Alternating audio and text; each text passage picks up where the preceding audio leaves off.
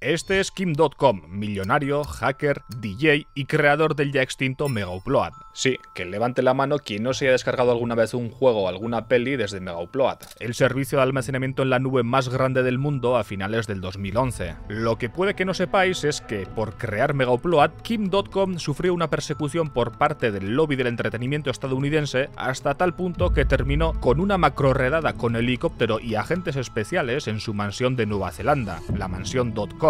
Esta es la historia de Kim.com y el ascenso y caída de Megaupload, pero antes un mensaje de nuestro sponsor. Se viene veranito y es momento de ir a aeropuertos, hoteles, piscinas, y eso significa una cosa: te vas a conectar a wifis públicas, pero antes de hacerlo, que sepas que conectarte a una wifi pública a pelo puede que no sea la mejor idea. Puede que haya un ciberdelincuente en la misma red esperando a que tú te conectes para robar tus datos. Es lo que se conoce como el ataque Man in the Middle. Esto se puede evitar utilizando una VPN, como por ejemplo la de Proton, que patrocina este vídeo. Proton es una de las empresas más respetadas del mundo de la ciberseguridad. Yo utilizo casi todos sus productos, desde el mail encriptado, el gestor de contraseñas y la VPN, y en pocas palabras es de las pocas empresas del mundillo en las que confío. Ojo, siempre digo lo mismo, una VPN no es magia, no te vuelve un fantasma ni te da protección contra todo ni nada de eso. Simplemente es una herramienta útil para algunas ocasiones, como por ejemplo para conectarte a una wifi pública. O si estás en España, ahora para pelártelo. Esto no sustituye una buena higiene de navegación y una formación básica en ciberseguridad. Proton es una empresa suiza, responde a las leyes de protección de datos suizas, la crearon unos científicos del CERN y es muy usada entre periodistas, hackers y analistas de inteligencia. Si tienes pensado conectarte a wifis públicas este verano o si necesitas acceder a contenido restringido en tu país,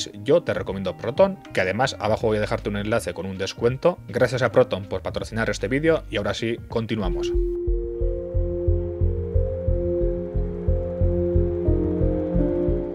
Kim Smith nació en 1974 en Kiel, Alemania. No tuvo una infancia muy feliz, ya que su padre era alcohólico y cuando se pasaba, incluso llegó a golpear a su madre y al propio Kim. En los estudios no le iba muy bien y tuvo que repetir el último año de secundaria. Según él mismo cuenta, cuando vieron que era un adolescente conflictivo, lo llevaron al psicólogo. Entonces Kim un día entró al despacho del psicólogo, le escuchó atentamente y cuando vio que era buen momento, le robó la cartera al propio psicólogo y se gastó el dinero en helados con sus amigos porque lo valiente no quita lo cortés. No llegó a aprobar el instituto, pero tampoco le hizo falta. Cuando tenía 11 años, le pidió a su madre que le regalara un ordenador muy potente entonces, el Commodore 64, que tenía 64 kilobytes de RAM. Ahí fue cuando empezó a aprender a programar y a navegar en el internet de entonces. En 1991 empezó a participar en foros de programación con el nickname Kimball, en referencia al protagonista de una serie de los años 80 llamada El Fugitivo.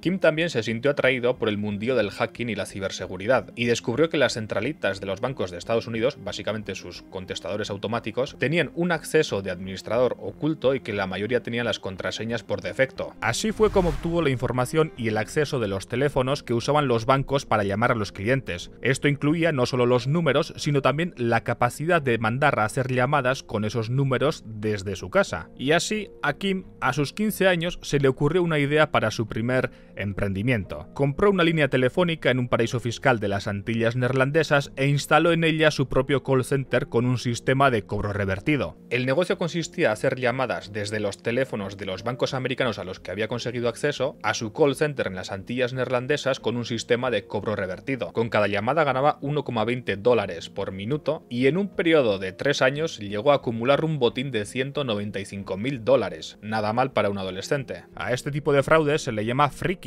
Fue descubierto 3 años después y llevado a una prisión juvenil donde pasó 4 semanas. Y aquí viene lo más interesante. Kim cuenta que durante su estancia en la cárcel lo visitaron unos cuantos ejecutivos de empresas telefónicas para preguntarle cómo había logrado tal robo durante tanto tiempo. Su hazaña le había dado algo de fama. El juicio no llegaría hasta 1998, cuando ya tenía 24 años. Lo declararon culpable en 11 cargos de fraude informático y 10 cargos de espionaje de datos, pero quedó en libertad porque había cometido esos delitos cuando todavía era menor de edad. Mientras todo esto pasaba, Kim aprovechó para cambiar el chip y pasarse al lado bueno, donde podría ganar dinero sin meterse en tantos juicios. Fundó Data Protect, una consultora de white hacking que cobraba millones por buscar vulnerabilidades informáticas en los servidores o páginas web de empresas para luego enseñarles cómo solucionarlas. También creó su propia página web, Kimball.org, donde fanfarroneaba sobre su estilo de vida con fotos de viajes, banquetes, comida, coches, helicópteros y mujeres. Vamos, que fue el Yados original.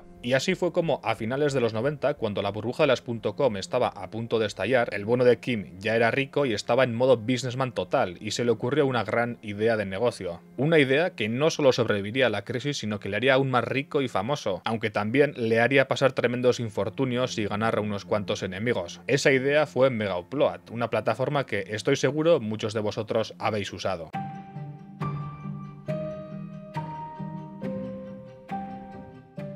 En el año 2000, Kim vendió el 80% de Data Protect y decidió crear un fondo de inversión con el dinero que obtuvo. Como las empresas relacionadas con el Internet estaban en ascenso y Kim era un hombre que se hizo rico con Internet, tenía sentido que invirtiera en ello. Vamos, ¿qué podía salir mal? Kim compró acciones por valor de 375.000 euros de una página llamada Let'sBuyIt.com, una especie de Wallapop para distintos países de Europa. El problema vino cuando dijo públicamente que iba a comprar acciones y que iba a invertir 50 millones de dólares adicionales en hacerla rentable. Y claro, como Kim entonces ya era famosete, los precios de las acciones subieron un montón. ¿Y qué fue lo que hizo Kim en ese momento? Vender. Ganó 1,5 millones de euros y ahí fue cuando empezaron los problemas otra vez. Con parte del dinero compró un Mercedes Brabus EV12 Megacar y participó en el Gumball 3000 de 2001, una carrera de coches de alta gama, más o menos legal, que se hace en distintos países y en el que participan millonarios que pueden pagar las multas por competiciones callejeras o exceso de velocidad. Como curiosidad,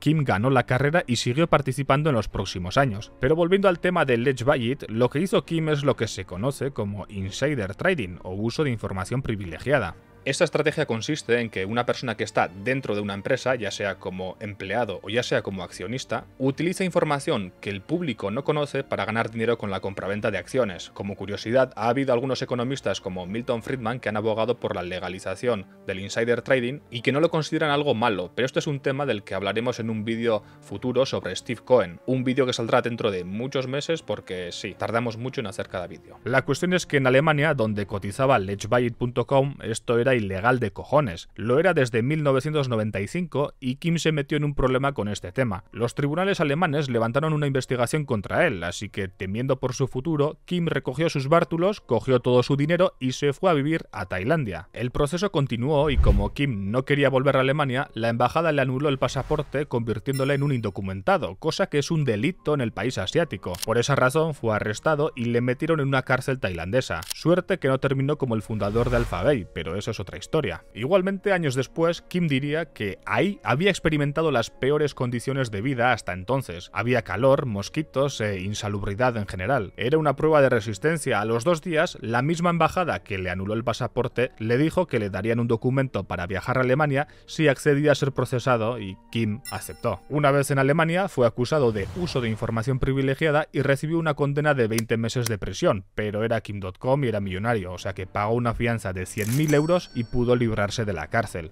Como Kim también tenía la nacionalidad francesa por parte de su madre, lo primero que hizo al salir del juicio fue coger un avión, irse a Finlandia y cambiarse el nombre a Kim Tim Jim Vestor, un juego de palabras con investor. Gymvestor. Luego se mudó a Hong Kong, un paraíso fiscal. Para hablar con propiedad, desde el 2012 España no considera a Hong Kong un paraíso fiscal, pero cuando Kim se mudó, estamos hablando de los principios del 2000, sí que lo era. En Hong Kong utilizó su nacionalidad finlandesa para crear el holding empresarial Kimpire Limited con 250.000 dólares a nombre de Gymvestor. Por favor, ¿podemos hacer una pausa para apreciar los juegos de palabras de Kim? Kimpire, Kim, Empire. En Kimpire Limited intentó crear una especie de esquema que pagaría intereses milagrosos llamado Trendas, que presuntamente usaba la inteligencia artificial para ganar dinero. Pero vamos, esto terminó con una multa por parte de la Comisión de Valores de Hong Kong por promover la venta de valores no autorizada. Jamás dieron permiso al proyecto. En Hong Kong también registró Data Protect Limited, la empresa que luego se convertiría en Megaupload. En 2005 compró el dominio Kim.com y de ahí viene el nombre por el que todo el mundo le conoce. Dot en inglés es punto y por tanto Kim.com en inglés se lee Kim.com. Incluso se cambió su nombre real a Kim.com. De verdad que nadie me puede discutir que, además de ser a su manera un genio de los negocios, Kim es un genio del marketing. Mientras tanto, seguía corriendo en el Gumball 3000 y aunque no ganaba como en 2001, le gustaba grabar los vídeos y compartirlos con amigos. Lo que no le gustaba era que los vídeos eran demasiado pesados y los correos tenían un límite por archivo. Cualquiera que haya intentado subir un vídeo a internet sabe que son bastante pesados. Fue así como creó Megaupload, una página en la que Kim subía sus vídeos de carreras para compartirlos con sus amigos. Toda la arquitectura de la web y servidores la creó con algunos amigos que tenía de cuando era un hacker. Todo estaba a nombre del tal Kim Team Investor, el nombre finlandés que se puso para que las autoridades alemanas no lo asociaran con él. Sin embargo, la página fue un éxito inesperado. Los usuarios empezaron a subir y bajar todo tipo de archivos. Para los chavales de la generación Z que no lo conocieron, Megaupload era como un WeTransfer o un Dropbox, pero era el auténtico paraíso. Tú podías buscar en internet, o en concreto en YouTube, descargar GTA San Andreas o descargar Need for Speed, y bastaba con pinchar el enlace de Megaupload que te dejaba el autor para descargar el juego directamente. En esa época teníamos los archivos torrent, que a lo mejor eran mejores para descargar archivos muy pesados, porque podías apagar el ordenador y continuar el día siguiente, pero Megaupload lo hacía todo más simple porque era una descarga directa. Lo descargabas directamente desde el navegador. Para monetizar el sitio, Kim no solo usaba la publicidad, sino también las suscripciones premium. Básicamente, si no pagabas el premium, tenías un límite de descargas en 24 horas, la velocidad de descarga también era más lenta y tenías que esperar unos segundos cada vez que quisieras descargar algo. Este era el grueso de facturación de Megaupload, que poco a poco se iba convirtiendo en una de las páginas web más usadas del mundo. Y así fue como comenzaron los problemas con la justicia, porque a medida que más y más usuarios se sumaban a Megaupload desde todas las partes del mundo, más y más contenido con copyright empezó a compartirse en la plataforma. Vamos, que se convirtió en una web de piratería. Precisamente para evitar problemas con la justicia, Megaupload estaba registrado en Hong Kong a nombre de Ginvestor, pero los medios y los internautas pronto descubrieron que quien estaba detrás de Megaupload era realmente Kim.com. Durante un tiempo, en el año 2010, intentaron implementar un sistema de recompensas para quienes subían archivos de menos de 100 megas que no infringieran copyright y no violaran las normas del sitio. Por cada descarga, quien subió el archivo ganaba un punto. Los premios empezaban desde los 10.000 puntos, que equivalían un mes de membresía gratis, y llegaban hasta los $10.000 para quien lograba 5 millones de descargas orgánicas y legales. Para 2011 este sistema de recompensas fue anulado, pero ojo porque esto será importante más adelante. Kim se casó con una modelo filipina que se llamaba Mona Verga, sí, es un nombre real. Juntos se fueron a vivir a Nueva Zelanda. Una forma de conseguir la residencia en Nueva Zelanda era invertir $10 millones en el país y eso hizo. Aunque no pudo comprar la casa más cara de toda Nueva Zelanda porque la ley lo impedía, sí que la alquiló por $86.000 al mes. Se trataba del 186 de Maweni Valley Road, a las afueras de Auckland, que luego sería conocido como la mansión.com. En diciembre de 2010 gastó $500.000 en fuegos artificiales para celebrar el año nuevo en esa ciudad y agradecer a Nueva Zelanda por otorgarle la residencia. Ese es el vídeo más antiguo de su canal de YouTube. Megaupload tenía millones de usuarios y parecía que al fin Kim viviría una vida tranquila. Mientras tanto, al otro lado del océano, en Estados Unidos, había grupos que no estaban muy contentos con Megaupload y con el papel que estaba teniendo la piratería en internet en ese momento. Eran los mismos grupos que años antes habían acabado con programas para compartir entre usuarios como Napster o que habían luchado contra The Pirate Bay. En 2011, una serie de congresistas republicanos y demócratas habían puesto en discusión un proyecto de ley llamado Ley SOPA. Esta ley buscaba sustituir a la DMCA que se aprobó en 1996 y que definía como puertos seguros a páginas en las que los usuarios y no los dueños de la página subieran contenidos con derecho de autor, siempre y cuando la página borrara cualquier contenido que los dueños de esos derechos de autor pidieran borrar. En su lugar, la ley SOPA iba a permitir que las compañías telefónicas de los Estados Unidos pudieran bloquear inmediatamente el acceso a páginas que fueran denunciadas por contenido pirata, es decir, censurarlas directamente. Detrás de los congresistas estaban los lobbies de la música y el cine, con la MPA, Motion Picture Association of America, y la RIA, Recording Industry Association of America, a quienes no les hacía ninguna gracia que se difundiera contenido pirata. Un lobby, también conocido como grupo de presión, es un conjunto de empresas o de organizaciones que se asocian para defender sus intereses en política, ya sea modificando las leyes que se están creando a su favor o presionar para que éstas afecten a la competencia. Esta es una práctica muy común en Estados Unidos, donde hay lobbies para todos y que financian prácticamente los dos bandos políticos, y en el caso de la MPA y de la RIA habían financiado a Obama en el 2008 y supuestamente supuestamente en el 2011 habían amenazado con retirarle su apoyo y dárselo al Partido Republicano, de no ser que no se encargaran de cerrar Megaupload. Kim también dijo que cerrar Megaupload fue una especie de trato entre Joe Biden y la MPA. Biden en ese momento era el vicepresidente de Obama. Evidentemente, a día de hoy, Kim se la tiene jugada a Biden. La ley SOPA causó mucha polémica en su momento y fue rechazada por youtubers, creadores de contenido y páginas web como la Wikipedia, así como por la comunidad de internet en general. Finalmente, la ley se archivó el 16 de enero de 2012. Mientras tanto, Kim había sentado cabeza, ahora tenía hijos, una casa idílica, un negocio que generaba millones y muy poco interés en seguir corriendo en la Gamble. En lo que sí que tenía interés era en Call of Duty Modern Warfare. Se había obsesionado tanto con el videojuego que Mega Racer, su nickname, era el jugador número 1 entonces. Como buen alemán, también le gustaba mucho el techno. De hecho, aún hoy tiene varios vídeos musicales en YouTube, como la propia canción de Megaupload, donde aparece el mismísimo Floyd Mayweather y también artistas como Kanye West, Alicia Keys y Snoop Dogg. Kim tenía faceta de músico y como también tenía otra faceta de multimillonario, la noche del 19 de enero de 2012 estaba grabando una canción con Prince Board, el mismísimo productor de Black Eyed Peas. La grabación se alargó durante la noche hasta la madrugada del 20 de enero, un día antes del cumpleaños de Kim. Mientras iban de regreso a la casa, a Kim le pareció que los estaban siguiendo y se lo dijo al chofer, pero no le dieron importancia. Tampoco podrían haber hecho nada, ya que a Kim le estaba acechando prácticamente un ejército de agentes especiales neozelandeses coordinados por el propio FBI. Ese sería, probablemente, el peor cumpleaños de toda su vida.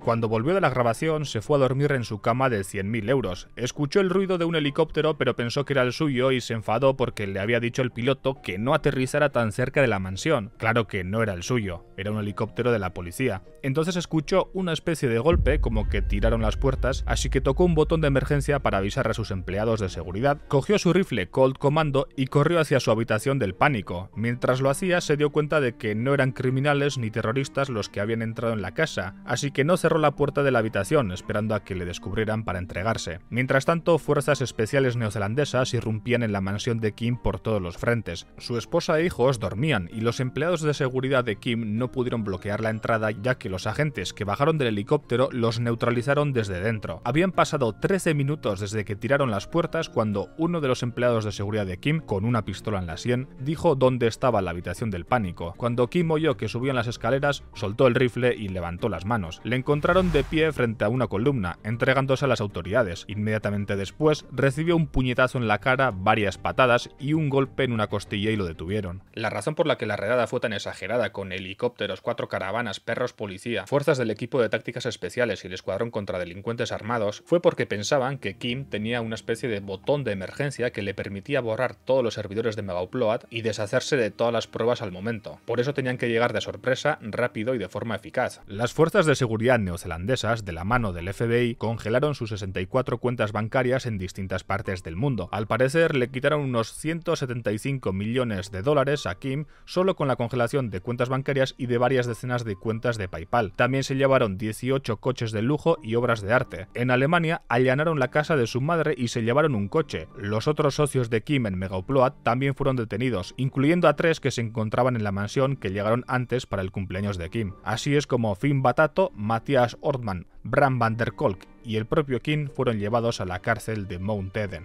Tanto Kim como sus compañeros fueron liberados pocas semanas después de ser arrestados. Después de esto comenzó un largo proceso de apelaciones. Un juez dictaminó que la redada había sido ilegal y que se habían cometido excesos, etc. Pero lo más importante aquí es que a partir de ese momento hubo un cambio de chip en la actitud de Kim bastante evidente. Si vosotros también le seguís en Twitter, os habréis fijado en que básicamente está haciendo lo que podríamos llamar como activismo político. Ojo, detrás de su arresto está claro que estaba Hollywood, el lobby del entretenimiento que se quejaba de estar perdiendo dinero por la piratería. Pero también es verdad que quien metió mano ahí fue el gobierno de los Estados Unidos, entonces presidido por Barack Obama. Y por tanto, a partir de ahí y con toda la lógica del mundo, Kim empezó a criticar y a denunciar todo lo que hacía el Partido Demócrata. También se metió con el primer ministro de Nueva Zelanda, John Key. Según Kim, John Key habría conspirado con Hollywood y el gobierno de los Estados Unidos para atrapar a Kim. Al ser primer ministro, Key era responsable del Government Government Communication Security Bureau, la agencia de inteligencia de Nueva Zelanda, que se encargó de espiar a Kim y entregar esa información al FBI. Yongki, por otro lado, decía que no sabía quién era Kim hasta que ocurrió la redada, pero es más, durante las investigaciones posteriores, la misma policía neozelandesa descubrió que la agencia de inteligencia había espiado ilegalmente a Kim y a otras 87 personas. Por eso, en septiembre de ese mismo año y en medio de grandes protestas en pro de la privacidad, Yongki tuvo que disculparse públicamente por los errores humanos cometidos durante el asalto a la mansión .com. A pesar de eso, siguió negando que se tratara de la teoría de conspiración de la que hablaba Kim. En 2014 seguía el juicio y las apelaciones. Estados Unidos pedía la extradición, pero al mismo tiempo el juez decidió devolver los activos a Kim. Una jueza determinó que la redada era legítima y añadió que estaba claro que la policía, al ejecutar las órdenes, había excedido lo que legalmente estaba autorizada a hacer. Mientras tanto, Kim, en lugar de estar apurado porque desde Estados Unidos le querían meter una condena de 20 años de cárcel, sí, eso era lo que le querían meter si conseguían extraditarlo, se dedicó a grabar videoclips como este, en el que denunciaba al gobierno de los Estados Unidos y a Hollywood, Mr. President. What about free speech, Mr. President? What happened to change, Mr. President? Are you pleading the fifth, Mr. President? Los neozelandeses, por su parte, protestaban en pro de la privacidad en Internet porque si a Kim.com, que era un millonario extranjero, lo espiaban, ¿qué podían esperar los ciudadanos de a pie? Muchos pensaban que las autoridades neozelandesas se estaban comportando como si fueran una colonia estadounidense que hacía las cosas que decían desde Washington sin llevar a cabo los procedimientos de la ley. Y en este contexto, Kim aportó 3,5 millones de dólares neozelandeses para crear el Internet Party de Nueva Zelanda, un partido que abogaba, entre otras cosas, por restringir la vigilancia del gobierno y crear una ley de copyright justa. El partido no tuvo mucho éxito, pero a Kim le sirvió para volver a tocar los cataplines al primer ministro Yongki. En los próximos años, Kim se divorció de Mona y gastó la friolera cantidad de 10 millones de dólares en la defensa, el proceso y las apelaciones por el caso Mega Upload. En 2017, las cortes neozelandesas decidieron que Kim y sus socios eran aptos para la extradición, pero que al no haber leyes contra derechos de autor en Nueva Zelanda y al no infringir directamente dichos derechos, no podían ser extraditados por esa razón. Los lobbies de Hollywood se centraban en que, aunque Mega Upload dijera que no se debía subir contenido con derechos de autor, promovía activamente la subida de estos archivos con el sistema de recompensas. Recordemos que el sistema de recompensas supuestamente solo servía para contenido que no infringiera derechos de autor, pero claro, ¿cómo controlas que no se te escape alguna peliculilla de vez en cuando? Como los jueces en la mayoría de los casos eran personas mayores que no entendían nada de ordenadores e internet, dijeron que Mega Upload se alojaba contenido terrorista y pornografía infantil. Supuestamente el propio FBI había subido este contenido y había ordenado a Mega Upload no borrar. La idea era que, ya que los jueces no iban a entender muy bien de qué iba el asunto, al menos se llevaran una imagen muy negativa de Kim y de Mega Upload. Como anécdota, un juez confundió Cloud Storage, almacenamiento en la nube, con Cow Storage, almacenamiento de vacas. Otra cosa interesante es que decían que Mega Upload había cometido infracción de derechos de autor en segundo grado. Ninguna persona o entidad había sido acusada antes de infringir derechos de autor en segundo grado. Kim y su equipo habían hecho todo lo posible para mantener el negocio legal. No solo expiraban contenido con derechos de autor cada cierto tiempo, sino que tenían una línea directa con estudios musicales, de videojuegos y de cine. Esto le permitía a los dueños de los derechos de autor borrar los archivos que consideraban que violaban sus derechos de autor sin que Mega Upload pudiera revisar u objetar esa decisión. Un poco como lo que nos pasa en YouTube cuando una televisión decide tirarnos un vídeo. Aparentemente, antes de la redada, Mega Upload recibía el 4% de todo el tráfico mundial de datos, pero solo el 7% de los usuarios eran de Estados Unidos. Por otra parte, las fuerzas de seguridad neozelandesas no tenían nada que hacer con Kim.com, que era un ciudadano alemán y finlandés, ni con Mega Upload, un sitio web registrado en Hong Kong. Pero vamos, Kim siempre fue un emprendedor nato y, como es evidente, la caída de Mega Upload no iba a ser su fin.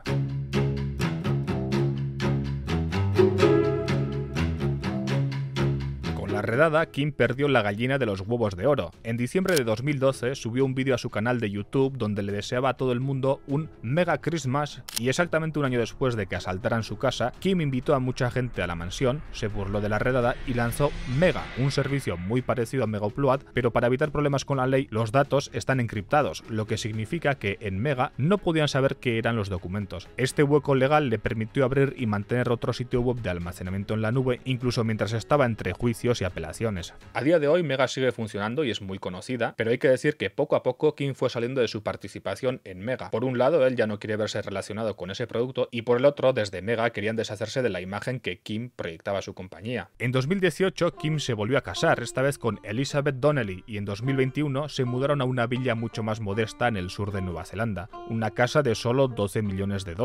No había tenido tanto éxito con la música como con Call of Duty, así que dejó de producir y subir vídeos musicales a YouTube. Kim tiene una vida mucho más privada en la actualidad, ya tiene 50 años y 6 hijos, todos nacidos por fertilización in vitro. En Twitter sí que se le ve muy activo, sobre todo metiéndose con el gobierno de Joe Biden, pero sinceramente me parece normal ya que el propio Joe estuvo en el ajo como vicepresidente de Obama cuando se cometió la injusta redada a su mansión. También es verdad que suele tuitear sobre teorías como la del Deep State y la pandemia de 2020, tuitea a favor de Donald Trump, apoya a Rusia en la guerra de Ucrania e incluso comparte contenido contra la independencia de Taiwán. Básicamente podríamos decir que está en contra de toda la agenda exterior del Partido Demócrata. También hace activismo a favor de Edward Snowden y Julian Assange, el creador de Wikileaks. Mientras tanto, los juicios y apelaciones todavía no han acabado. De hecho, en junio de 2023, dos de los socios de Kim.com, Matthias Ortman y Bram van der Kolk, se declararon culpables en Nueva Zelanda de hacerle perder dinero a los artistas por estar implicados en el caso Mega Upload. Fueron condenados a 2 años y medio de cárcel. Kim sigue declarándose inocente, pero después de que sus colegas se declararan culpables, tiene más difícil defender su inocencia. En fin, la historia de Kim es la historia de un pirata, un hacker, un activista, para algunos héroe y para otros villano, algo parecido a lo que ocurrió con Tiamo, Anakata y Brokep, los 3 jóvenes suecos que crearon The Pirate Bay y a quienes el lobby de Hollywood intentó durante años arrestar y censurar sin mucho éxito. Haz clic en la imagen para saber por qué es imposible cerrar The Pirate Bay. Chao.